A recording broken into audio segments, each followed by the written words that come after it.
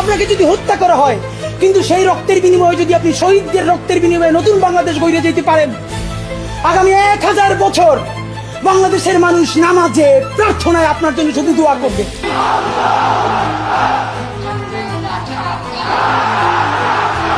শরীফ ওসমান হাদি ভাই হত্যার বিচার চাই। স্বাধীনতা সার্বভৌমত্ব রক্ষার্থে শরীফ ওসমান হাদি ভাইয়ের হত্যার বিচার করতেই হবে। We want justice, justice for Hadi ভাই। ইনকিলাব জিন্দাবাদ। ওসমান হাদির মৃত্যু নিয়ে এত হাহাকার কেন, আর এই হত্যার বিচার হতে হবেই বা কেন? এই বাংলাদেশে হাদি হত্যার বিচার হওয়ার প্রয়োজন আছে বলে আমি মনে করি না। এই একটা হাদি হত্যার বিচার কখনোই এই রাষ্ট্র বদলাবে না, বরং এই বিচার তোলা থাকুক আখেরাতের জন্য, যেদিন প্রত্যেকটা বিচারককেও বিচারের মুখোমুখি হতে হবে। অনেকে বলেন আমরা নাকি সততা ফেল করি। ভাইরা, সততা দেখি বলতে কোনো দিতে নাই। যদি সাহস থাকে আপনারাও সততা বৃদ্ধি করে দেখান।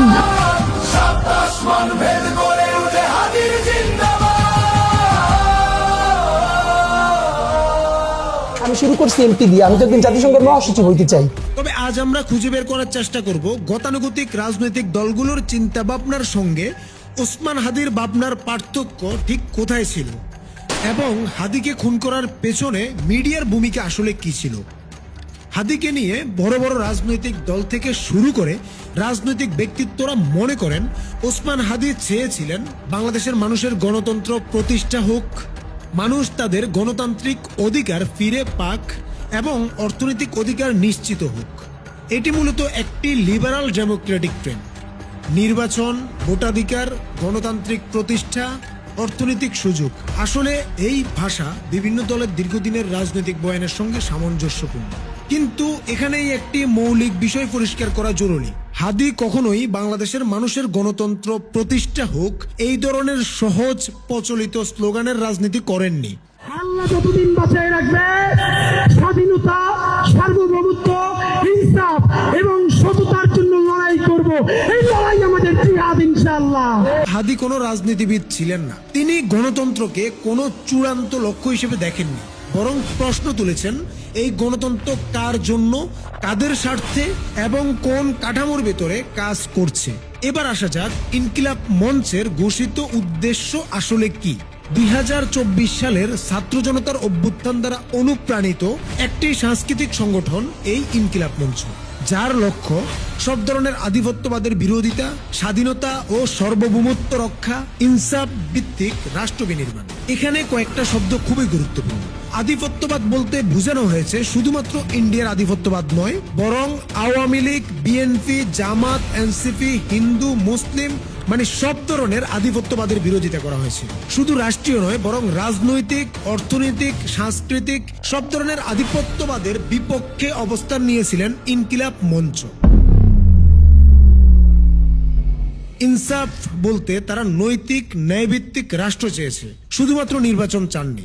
আর ইনকিলাব মঞ্চের এই অবস্থানটা একদম বাংলাদেশের গতানুগতিক ক্লাসিক পার্টি পলিটিক্সের বাইরে থেকে নেওয়া একটি অবস্থান, যা দলীয় রাজনীতির বাহিরে দাঁড়িয়ে আধিপত্যবাদ বিরোধী অবস্থান নেওয়া। বাংলাদেশে এটা বরাবরই সবচেয়ে বিপজ্জনক অবস্থানগুলোর একটি।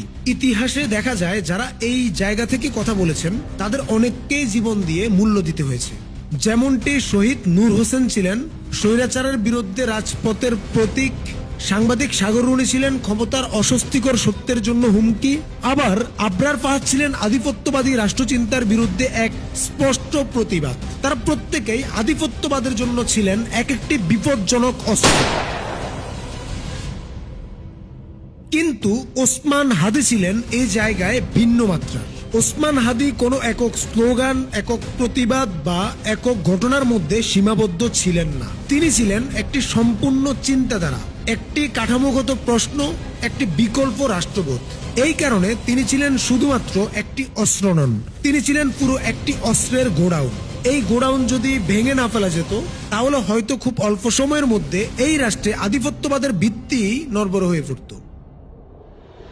কারণ হাদি কোনো আবেগী বক্তা ছিলেন না, তিনি ছিলেন ধারাবাহিক, যুক্তি নির্ভর এবং সুসংগঠিত। টকশো থেকে রাজপথ, প্রতিটি জায়গায় তিনি এক একটি পয়েন্ট ধরে ধরে মানুষের হাতে এমন প্রশ্ন তুলে দিচ্ছিলেন যেগুলো ক্ষমতার জন্য ছিল ভয়ঙ্করভাবে অস্বস্তিকর। এই প্রক্রিয়া থামানো না গেলে হাদি একা থাকতেন না, তার চিন্তা থেকে তৈরি হতো আরো হাজার হাজার হাদি, যারা দল নয় ন্যায় চাইতো, ক্ষমতা নয় কাঠামোর দিকে প্রতিনিয়ত প্রশ্ন তুলতে শিখে যাচ্ছিল। এই কারণে তাকে থামানো জরুরি হয়ে উঠেছিল, কারণ তিনি শুধু বর্তমানকে প্রশ্ন করেননি, তিনি ভবিষ্যৎটাকেই বিপজ্জনক করে তুলছিলেন আধিপত্যবাদের জন্য। তবে বাংলাদেশের এই আধিপত্যবাদের পেছনে যারা শক্ত হয়ে দাঁড়িয়ে আছে, তাদের মধ্যে সবচেয়ে ধারাবাহিক, সবচেয়ে কৌশলী এবং সবচেয়ে প্রভাবশালী শক্তি হলো বাংলাদেশি মূলধারার মিডিয়া।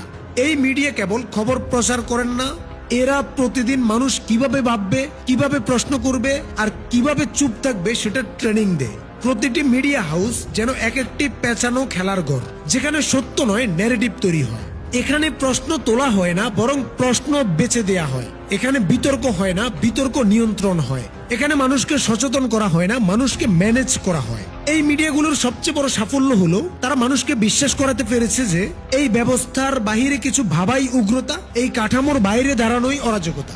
হাদির মতো মানুষরা মিডিয়ার কাছে সব সময় বিপজ্জনক, কারণ হাদি কোনো দলীয় মুখপাত্র ছিলেন না, তিনি কোনো নির্দিষ্ট ক্যাম্পেইনের ভাষায়ও কথা বলতেন না। তিনি প্রশ্ন করতেন এমন জায়গায় যেখানে মিডিয়ার সব সাজানো স্ক্রিপ্ট ভেঙে পড়তো।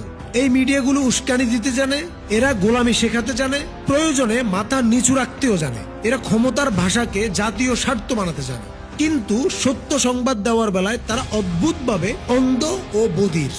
আর যখন দেখবেন হাদিদের মৃত্যুতে তারা অনেক আহাজারি করছেন, তবে বুঝবেন হাদিদের নিয়ে তাদের আহাজারির নিউজের ভিউজ থেকে ভালোই ইনকাম হচ্ছে।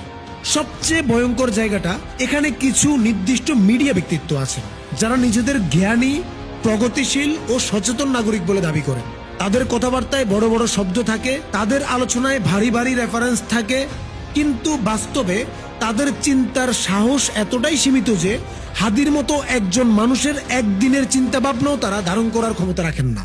হাদি প্রশ্ন তুলতেন কারা লাভবান হচ্ছে, আর এরা ব্যস্ত থাকেন কারা আমন্ত্রণ জানাচ্ছে সেটা নিয়ে। হাদি বলতেন কাঠামো ভাঙার কথা, আর তারা বলেন এই মুহূর্তে এটা বলা ঠিক না।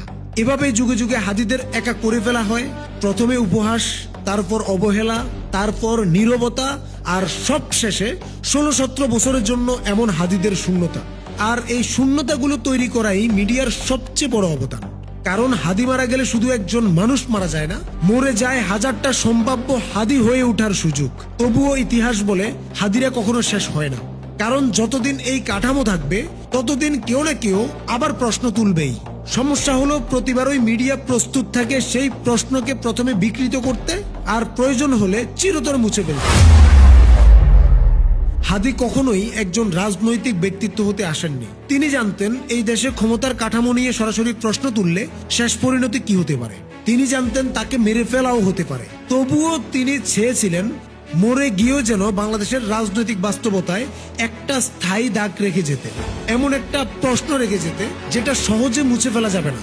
রাষ্ট্রবিজ্ঞানের একজন ছাত্র হিসেবে হাদি উঠে এসেছিলেন একটা সুন্দর রাষ্ট্র গঠনের জ্ঞান নিয়ে, স্বপ্ন নিয়ে, আর এই বিশ্বাস নিয়ে যে এই রাষ্ট্রের তথাকথিত অভিজ্ঞ রাজনীতিবিদদেরও রাজনীতি নতুন করে শেখা দরকার। কিন্তু রাষ্ট্র জবাব দেয় জ্ঞান দিয়ে না, রাষ্ট্র জবাব দেয় শক্তি দিয়ে।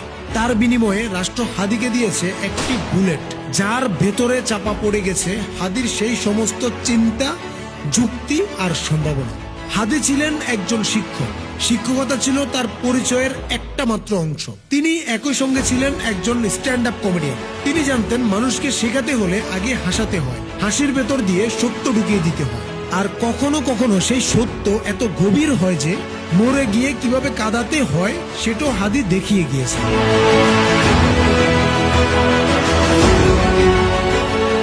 সব কথার শেষে আফসোসটা থেকে যায়, যেটা কোনো রাজনৈতিক আফসোস নয়, এটা একেবারে ব্যক্তিগত, একেবারে মানবিক। একজন বাবাহারা সন্তানের আফসোস।